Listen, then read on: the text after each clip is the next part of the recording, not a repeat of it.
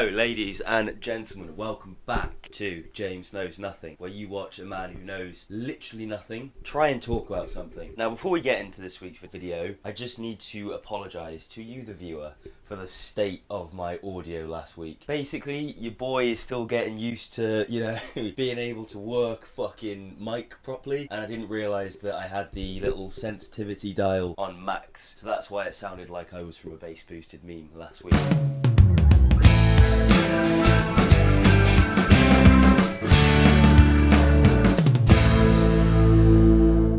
From Steve B3944, and the comment goes as, I made it 65 seconds in. Thanks for admitting you don't know anything. I can avoid your videos in future. Cheers, Steve. Big support. Big up, Steve. Anyway, enough waffle. Let's just get into this week's video. So, as I'm sure you've seen by the thumbnail and title, this week I'm going to be talking about the number 100 million. Modern football is surrounded in numbers these days. If you look at added time, wages, all the different metrics and statistics that we use to analyse football. XG has become everybody's favourite stat, even though it doesn't actually fucking exist. I don't believe it's real.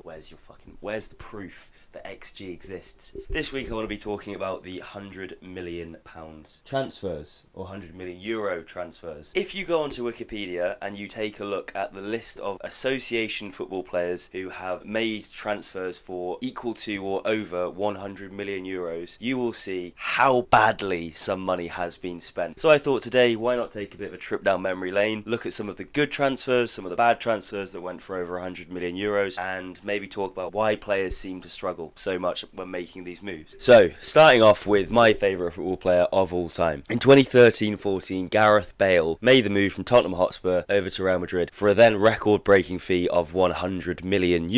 Gareth Bale spent 8 seasons at the Bernabeu. He scored 106 goals and made 67 assists in about 250 games-ish. He won 16 trophies, and by nearly every measurable metric, this has to be considered a successful transfer. Obviously, Gareth Bale didn't have the best time at Madrid with the fans. Real Madrid are a very demanding fan base who expect their players to ingratiate into the culture, which Gareth Bale just point-blank refused to do. This obviously then pissed off the Madrid fans, and Gareth Bale didn't really care that much. This turned into quite a petulant back and forth between Gareth Bale and the fans. He's left, unfortunately, with no real legacy amongst Madrid fans. Obviously, to the rest of football, we can all see that Gareth Bale should be a Real Madrid legend. The Madrid fans probably disagree with you. That's kind of, again, in my opinion, one of the, if not the most successful transfer for over €100 million.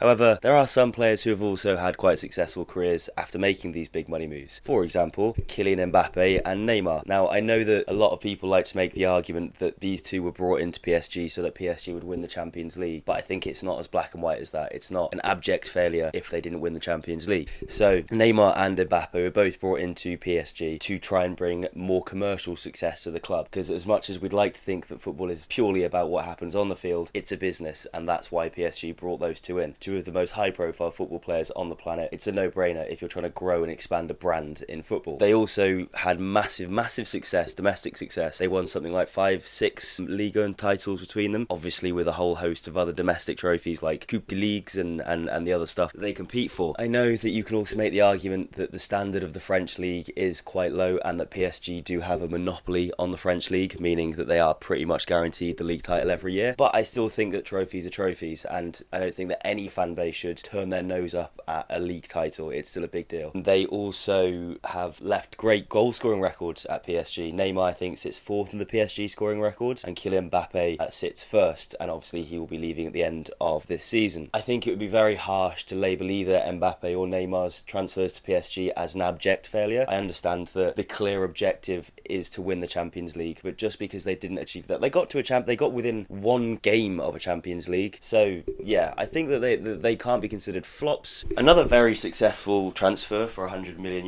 was Cristiano Ronaldo when he left Real Madrid and went over to Juventus. Obviously, there was a few question marks over the fee, considering he was at the time 35. They knew that they're not going to get an awful lot of sell-on value. But again, like Neymar and Mbappe, Cristiano Ronaldo, in his own right, a brand, and therefore will bring a lot more commercial value to the club, which is something that every big super club wants these days. Ronaldo also scored a shed load of goals for them and has probably gained legend status now at Juventus, scoring unbelievable goals, scoring hat-tricks, and also securing them domestic silverware. I feel like as fans, sometimes in modern football, we fixate far too much on the Champions League. Only one team can win the Champions League a year. To have a season defined by a success or failure and have a transfer defined as a flop or a success based upon one single trophy, because that's all it is one trophy, is very harsh, and to me at least, holding standards far too high. If a player wins a league title at a club, that is a good thing. It shouldn't be diminished because he hasn't won the Champions League. Juventus certainly made back the money that they spent on Cristiano Ronaldo through shirt sales and everything else, and like I said, again, now they managed to profit off of the brand that is Cristiano Ronaldo. So again, in my opinion, that's an example of successful €100 million transfer. So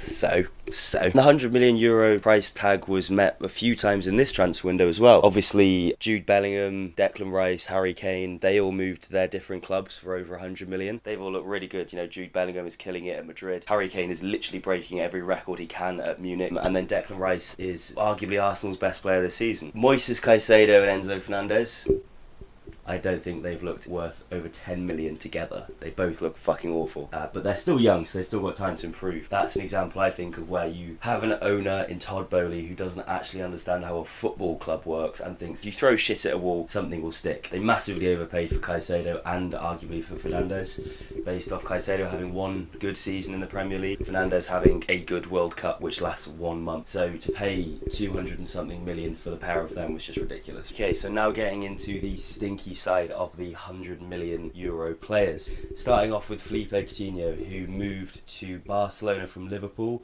for €145 million.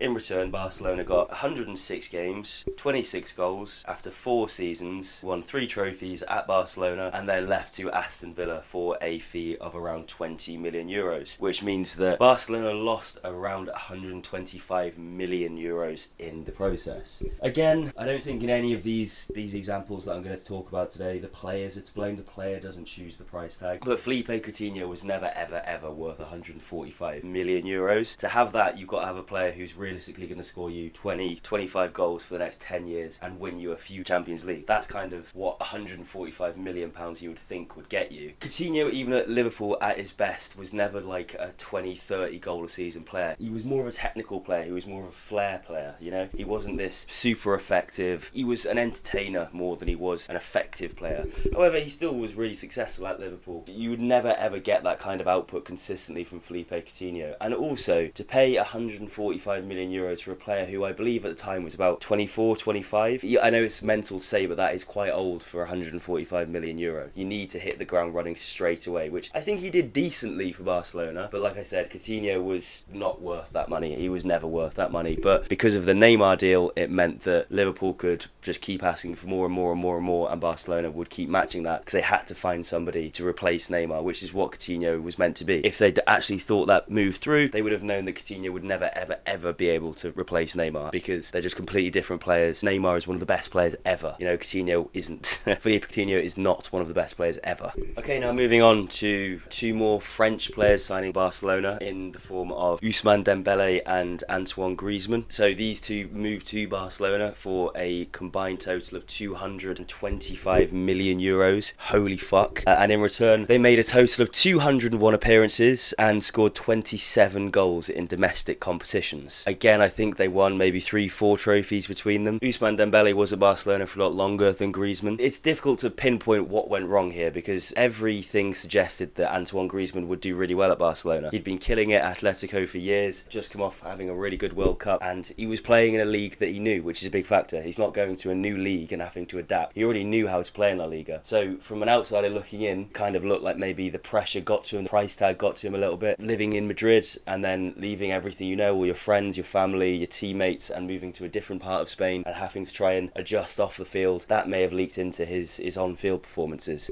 But to add insult to injury then, he's gone back to Atletico Madrid and is back to being one of the best players in the world. So the evidence would suggest that it's a Barcelona problem, it's not a Griezmann problem. And then Ousmane Dembele, he's a tricky one. I think he's a frustrating player. I said earlier that you can't blame the player because they don't choose the price tag. However, Ousmane Dembele, on his day, is worth every penny of that. However, first of all, he had injury problems, which again, not really his fault, not much you can do about that. He, on his day, is one of the best players, best wingers in the world. He can create anything from nothing. However, he just never really seemed to be able to get the grasp of the basics. If you watch I know it's a long time ago now, if you watch the Liverpool game, the second leg where Liverpool win 4-0, that amazing comeback, and also the end of the first leg, Dembele misses some really, really easy chances. Craig Bellamy would have finished the chances that Dembele got in that game. Dembele, again, he's a juxtaposition. He's great at doing the difficult things, but he really struggles to do the easy things. And that obviously showed on the pitch for Barcelona. Okay, now finally moving on to arguably the worst two transfers on this list. Both great players, terrible moves. Romelu Lukaku and Eden Hazard. So Eden Hazard was the best player in the world when he left Chelsea for Real Madrid, which cost Real 100 million euros, obviously, and he managed to make 50 appearances in 3 seasons at Madrid. Never ever really showed any glimpses of his form at Chelsea, bar maybe one game in the Champions League against PSG. He retired from football. He didn't even leave Real. They didn't even recoup any of the money they spent on him. The only positive that you can really take away from that transfer is that Hazard left with like 2 La Liga medals, Champions League, Copa del Rey. Like, he won a lot of trophies, but he wasn't really part of those teams. Interestingly, Hazard went on to a podcast, I can't remember who it was with, it might have been Ben Foster or somebody else. In this podcast, he said that at Chelsea, he would always perform on game day when it mattered, but in training, he never really was bothered, he never tried that hard. Then when he went to Madrid, he was like, holy shit, now this is the big leagues, and the entire world is expecting me to perform. Maybe I need to start training a bit more. And as soon as he started to train more, he couldn't do it on the pitch because he started to get injuries, little niggles. He started then to put on weight as a result of the injuries and not being able to train. Before you know it, he's spending like 6-7 months out of season and missing God knows how many games.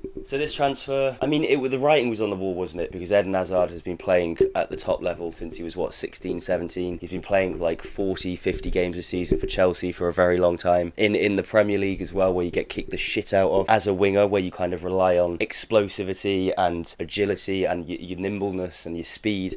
The more you get hacked down, the more you get injured, the more those attributes start to get sort of eroded away, I suppose. Madrid probably could have looked at Hazard and thought, is he going to be able to be playing 50, 60 games a season, 20, 30 goals a season? Probably not, which is kind of what you need from a 100 million euro player. All the evidence suggests that he was trying hard at Madrid. It's just the injuries stopped him from being able to play that well. It's just a shame because Eden Hazard on his day was one of the most fun football players to watch, and it's a shame that his career has been shut down so early. He's like 32 or something. And finally, talk of the biggest waste of money on this list, Romelu Lukaku. Romelu Lukaku moved from Inter Milan to Chelsea for 100 million euros. He played 26 games. I think he scored something like 8, maybe 12 goals. He still is a Chelsea player. He hasn't left yet, but there's no chance he's playing for Chelsea again. So this guy signs for Chelsea. It's this massive deal. It's his homecoming. He's played for them before. He's one of the best strikers in the world. The Chelsea fans are ready to forgive him for playing for Everton, playing for Manchester United, and they're ready to embrace him as their new number 9. 4 months in Chelsea, and then comes out and says, oh, I really miss Inter Milan and I kind of wish that I could move back there. Which in the end is what happened. He ended up getting a loan move back to Inter Milan. He fell out with Thomas Tuchel. He fell out with the Chelsea fans. And this one isn't really, like, it's not poor investment from Chelsea. He was a really good striker. He still is. He probably would have scored a shed load of goals if he continued playing for them. However, the guy just goes out and alienates every fan base that he plays for. He's fucked off Everton fans by signing for Man United. He fucked off United fans by then signing for Chelsea. He's fucked off Chelsea fans by slagging off them and moving to Inter. He's fucked off Inter fans because he's now playing for Roma. The guy just has no loyalty to any fan base. He's just a merchant. He's a hired guns is what he is. Anyway, guys, I hope you've enjoyed this list. It's a little bit of a different one. You know, it's not very topical. I'm going to try and get another video out by the end of the week. If you have any suggestions on videos you want me to make, then please just let me know in the comment section below. Cool. So, have a good week, guys. Take care.